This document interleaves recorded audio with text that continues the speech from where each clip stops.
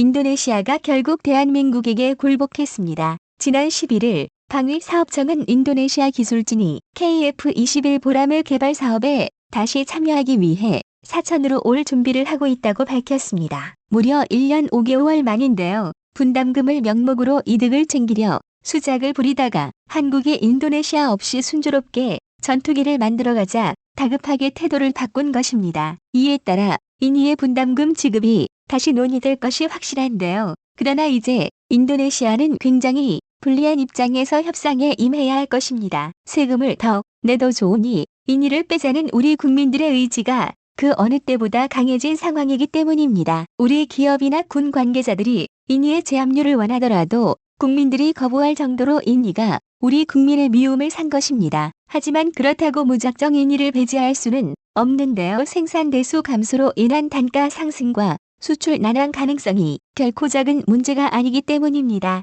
그럼에도 일각에서는 이런 수출에 의문을 제기하는 분들이 많습니다. 인이가 일으킨 문제를 지켜본 우리 국민이 대한민국이 믿을 수 없는 인이 같은 나라에 비행기 한두 대 팔자고 우리가 너무 비굴하게 구는 것이 아니냐고 생각하고 있기 때문입니다. 하지만 세계 방산무기 시장은 C-12B가 성립되는 그리 간단한 시장이 아닙니다. 우리 군 관계자들은 인이가 라팔이나 유로파이터를 운영하겠다는 것을 블러핑이라고 사전에 이미 파악해 꾸준히 단호한 태도를 유지해왔고 인이를 결국 굴복시켰습니다. 돌아온다는 인이 기술진 역시 분담금을 납입하지 않는다면 아무것도 가져갈 수 없게 된 것입니다. 그래서 준비했습니다. 오늘은 인이와의 협력을 너무 걱정하는 분들을 위해 우리 항공업계가 현명한 대처로 큰 이익을 얻은 사례에 대해 알아보겠습니다. 대한민국의 또 다른 국산 항공기인 T500I 태국 수출이 목전 앞에 왔습니다. 지난 8월 2일 T50의 수출이 전자공시 시스템 다트에 공시됐습니다.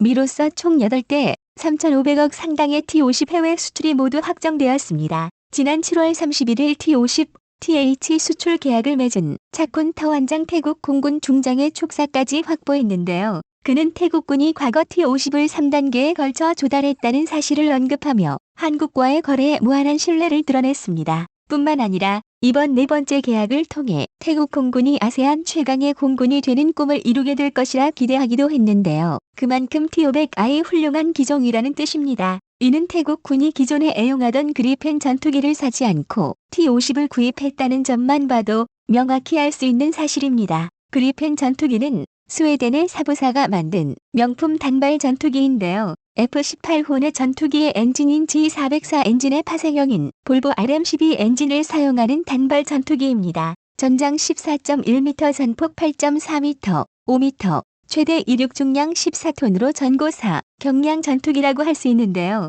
T-50 이글을 개조한 FA-50 파이팅 이글의 전장 13, 1m, 전폭 9.4m, 높이 4.9m와 거의 비슷한 규모이기도 합니다. 그러나 절대 약한 전투기는 아닌데요. 중국 공군과의 모의전에서 보여준 성과만 봐도 얼마나 훌륭한 전투기인지 짐작할 수 있습니다. 지난 2015년 태국 공군은 중국 공군과 함께 임지-2015라는 이름의 합동훈련을 진행했습니다. 이 훈련에서 중국은 자국의 전투기 6대를 출격시켰습니다. 수-27SK, 수-27BK 각 2대에 순수 중국산 전투기인 J-110I 출격했는데요. 이에 대응해 태국은 자국의 최신 제임즈 39CT 그리펜을 출격시켰습니다. 그리고 결과는 충격적이었는데요. 4대 0로 태국 그리펜 편대가 단 한 대의 피해도 없이 4기의 중국 전투기를 격추시켰다는 판정을 얻어냈습니다. 가격도 전투기치고는 저렴한 6천만 달러였기 때문에 태국 공군은 추가 도입을 검토했을 정도입니다.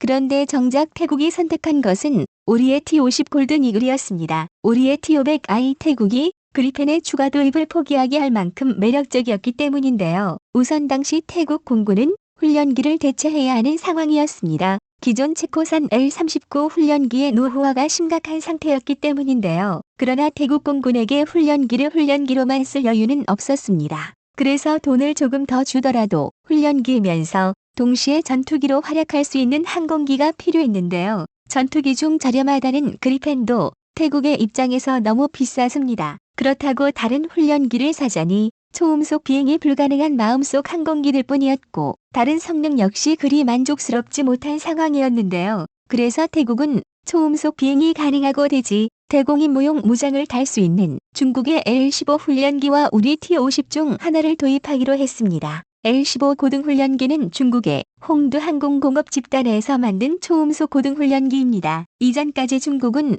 J-7을 개량한 JJ-7과 JL-8, JL-9 등의 훈련기를 사용했습니다. 하지만 중국 공군이 매우 빠르게 현대화하면서 기존 훈련기로는 조종사 교육이 어려운 신형기들이 속속 배치되기 시작했는데요. 그래서 중국은 전술 임무 리프트 임무가 가능하고 경전투기로도 활약할 수 있으며 애프터 버너를 이용해 초음속 비행도 가능한 새로운 훈련기를 만들기로 결정했습니다. 그 결과 등장한 것이 JL-10M이라고도 불리는 L-15인데요. 길이 12.3m, 폭 9.5m, 전고 4.8m, 최대 이륙 중량 9.5톤으로 우리 T-50보다 다소 작은 고등훈련기입니다. 엔진은 러시아 ZMKB 프로그레스사의 AI222K25F를 카피한 WS-11 터보팬 엔진을 쓰는데요. 중국산 카피판답게 추력은 원본보다 좀 떨어지는 편입니다. 하지만 그럼에도 불구하고 두 개 엔진을 탑재하는 쌍발기이고 애프터 버너 역시 탑재했기 때문에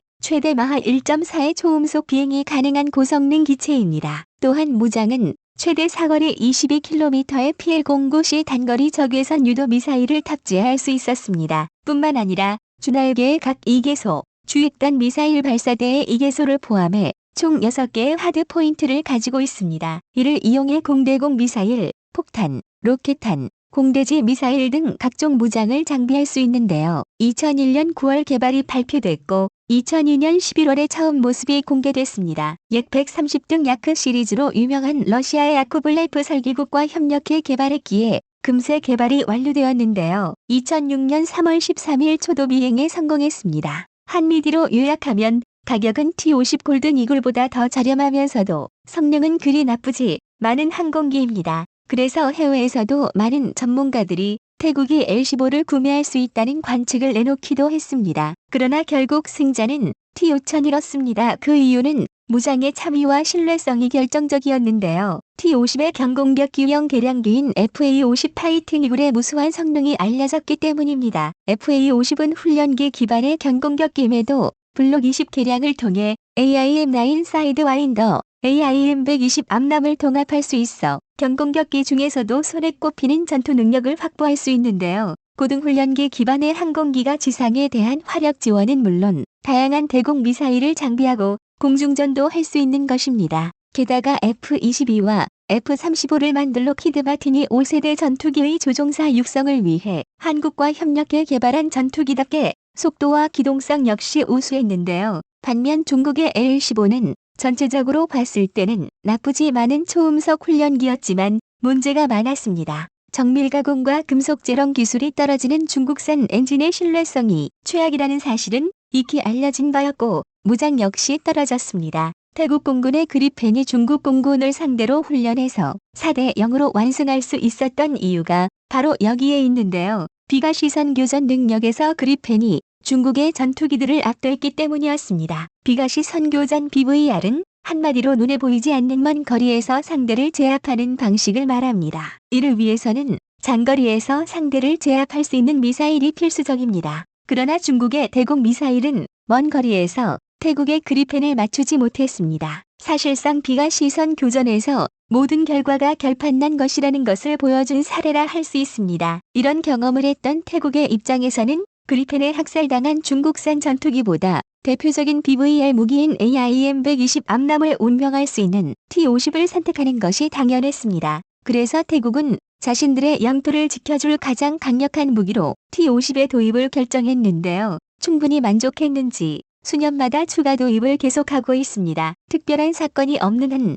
당분간 태국의 T-50 구매는 계속될 것으로 보이는데요. 이번 계약까지 포함해 T-50의 해외 수출 수량은 총 100대에 달합니다. 그리고 이것이야말로 우리 방산 관계자들이 얼마나 열심히 활동하고 있는지 알 수 있는 대목인데요. 아무런 실적이 없어 대형 사업에 참가할 수 없는 우리 항공기를 세계 각지를 돌아다니며 2대, 4대씩 계약을 맺길 반복해 100대를 판매한 것이기 때문입니다. 이는 철저한 전략과 합리적인 판단, 그리고 엄청난 열정과 노력이 없다면 감히 시도할 수조차 없는 일입니다. 여기에는 우리 연구진의 정말 엄청난 피, 땀, 눈물이 흘렸을 것이 분명한데요. 그 덕에 이제 T50은 명실상부한 스테디셀러가 됐습니다. 제대로 된 실적이 없어 항상 의심받던 과거와 달리 해군의 훈련기 대체 사업 등 초대형 사업에도 당당히 고개를 내밀 수 있는 자격을 갖춘 것인데요. 이와 함께 우리 항공기 수출에 더 좋은 소식이 들려올 수 있는 상황입니다. 그리고 이렇게 엄청난 성과를 거두고 있는 대한민국이 KF-21 보람을 개발해